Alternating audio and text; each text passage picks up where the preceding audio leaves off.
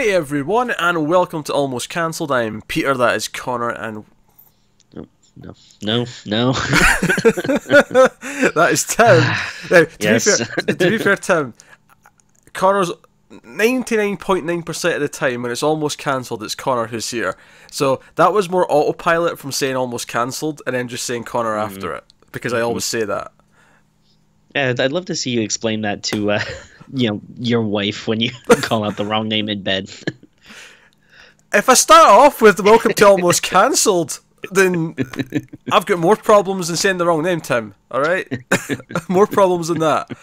Jesus Christ. That's Tim. Tim's here. He's not a ginger, but a name of Connor. Not yet.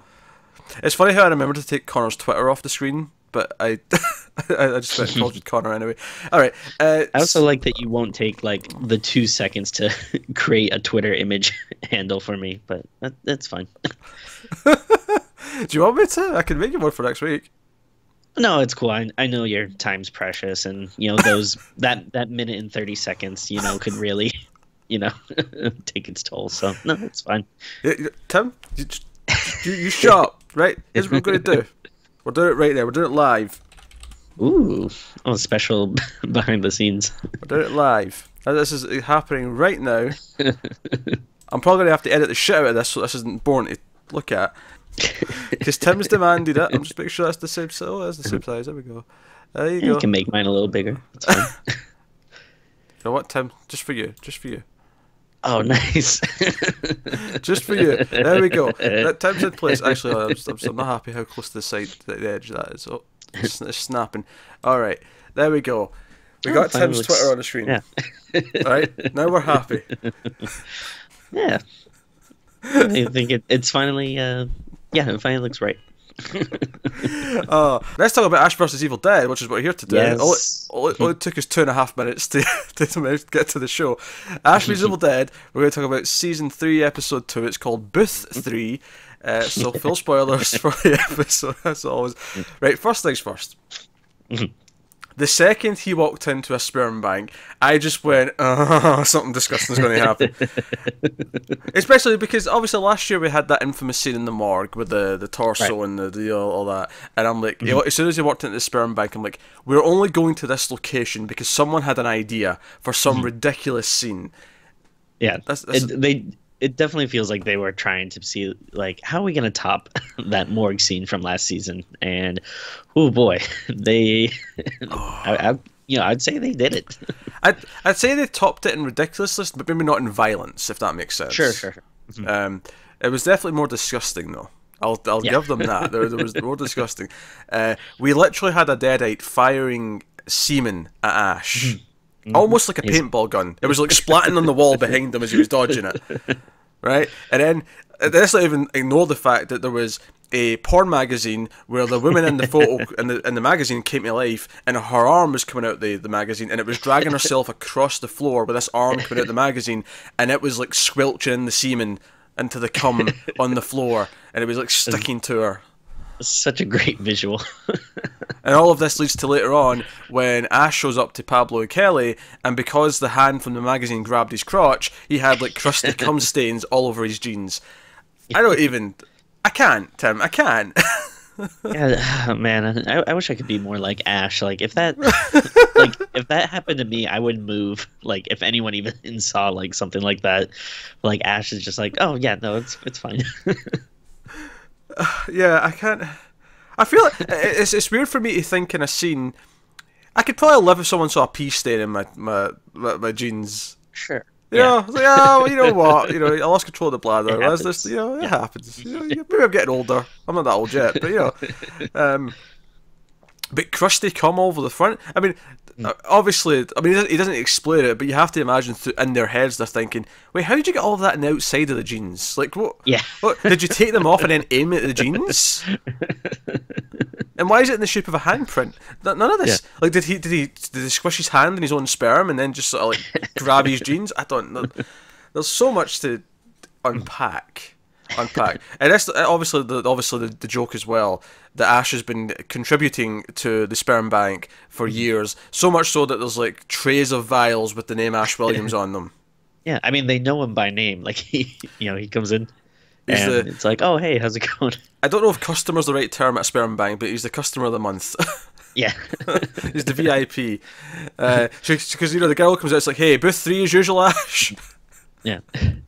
When I first moved out to Los Angeles and I didn't have a full-time job, I actually looked into donating sperm. Oh. But it's actually a pretty hard process. Like, you have to be like a certain height, certain weight, like certain education. I was like, what?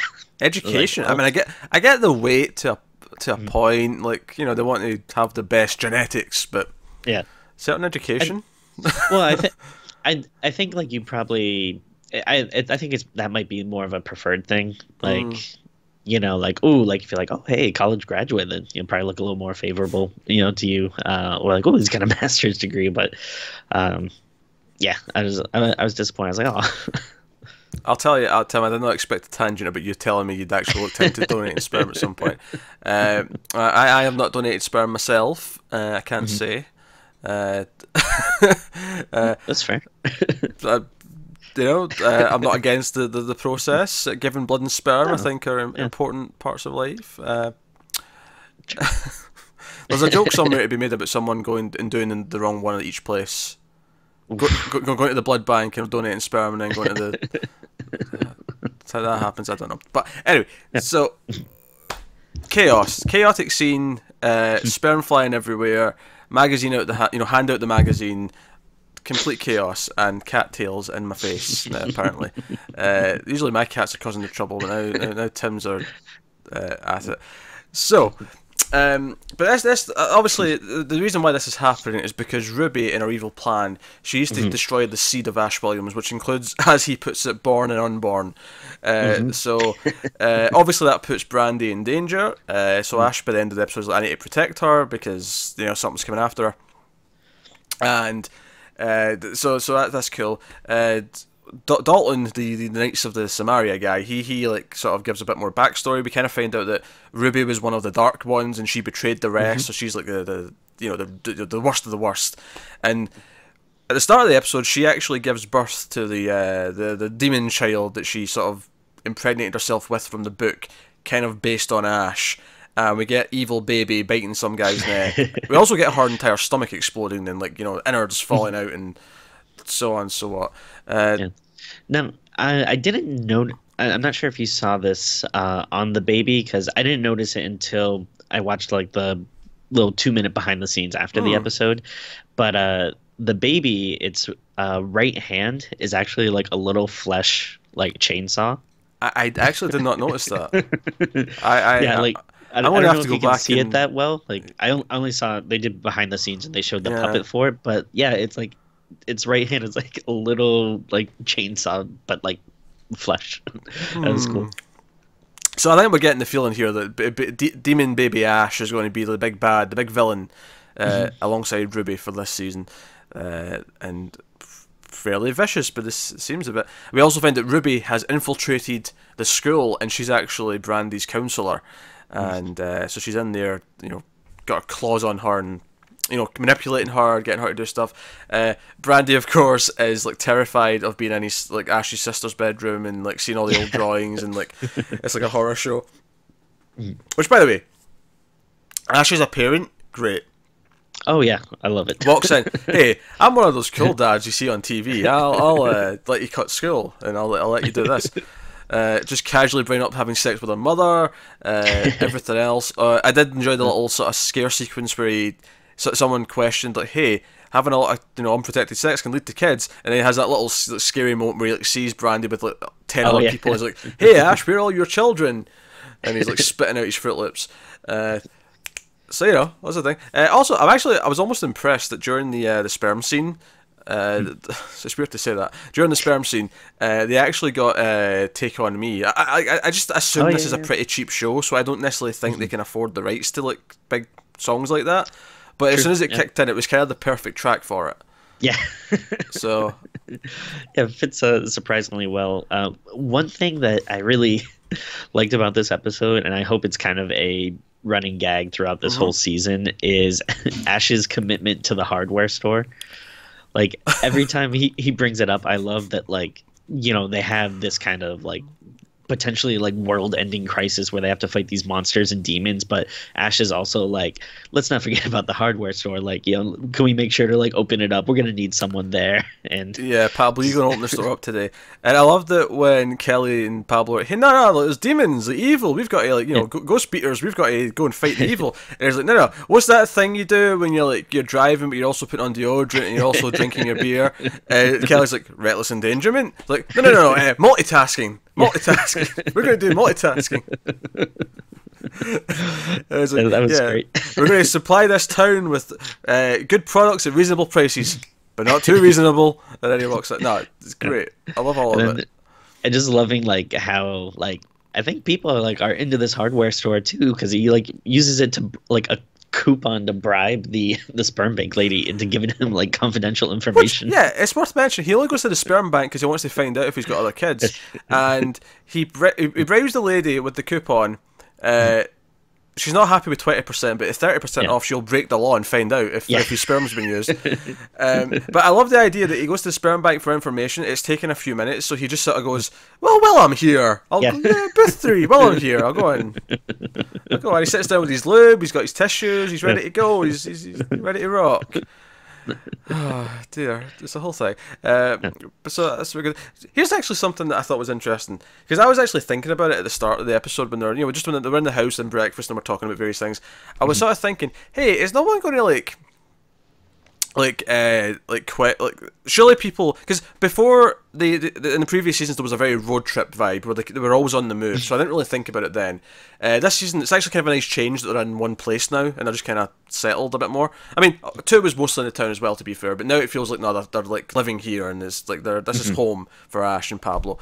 And I was thinking, especially when he was taking her to school, I was like, hey, wait a minute, like, her mum and her friend were murdered in the school and those bodies. Like, the show typically... I mean, way back in season 1, we did have the other character who kind of, like, was tracking him down, thinking he was a murderer.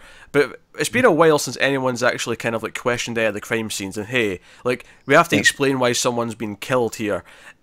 So I actually was like, oh, they're actually bringing this up, because Ash even says to her, like, hey, by the way, maybe don't tell the police about our involvement in all this, because, that'll, it keeps using really cheesy phrases and, Ixnay on the order, A and whatever else.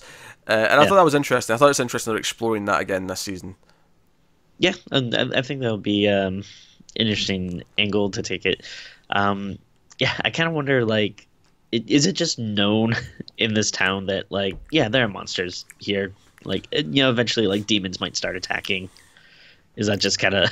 I feel like we're slowly getting there, because no one believed him last season, then he saved the town, and now it seems like some people believe him, but some people still think he's just a murderer. Yeah. Because clearly, I mean, that like, Ruby is the counsellor, she's trying to convince his daughter that, he murdered his own sister with a shotgun, he's evil, he's awful. So she's manipulating.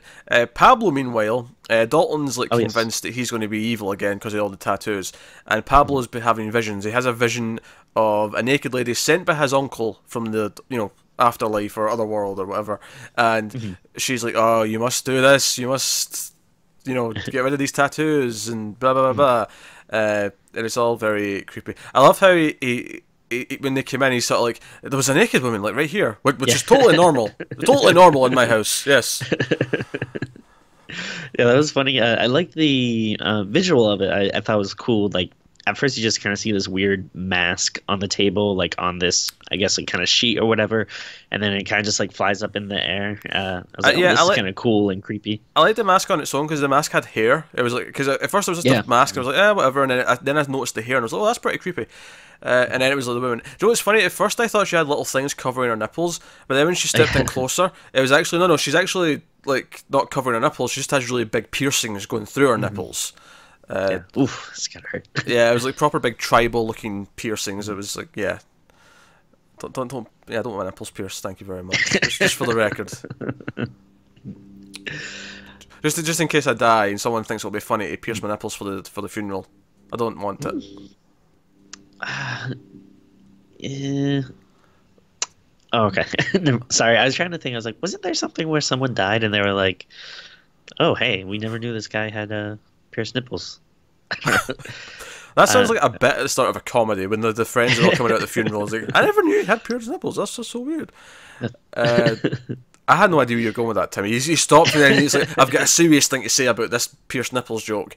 I was trying to think. It sounds like familiar or something. I don't know. Not important though. Clearly.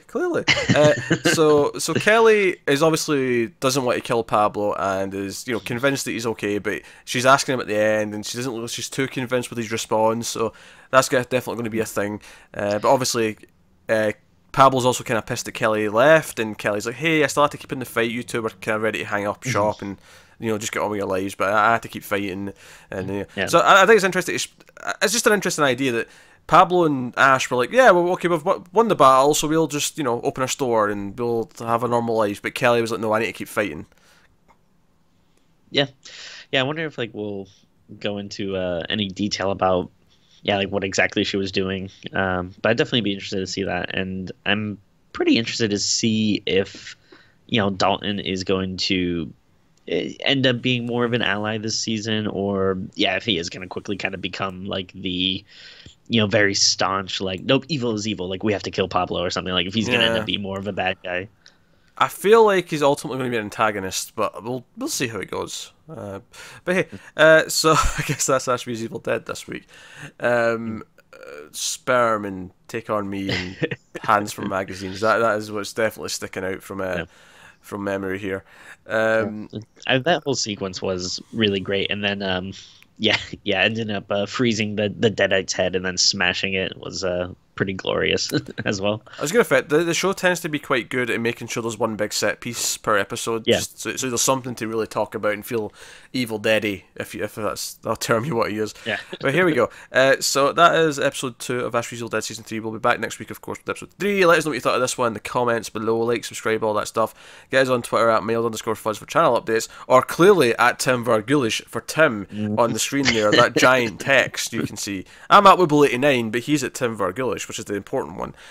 So otherwise though, if you want to support the channel, head over to patreon.com/mailfuzztv. There's a link to that in the description. But otherwise that is us. So thank you once again for watching. Keep watching TV, guys. Have you got any vanilla? Sperm. Ooh.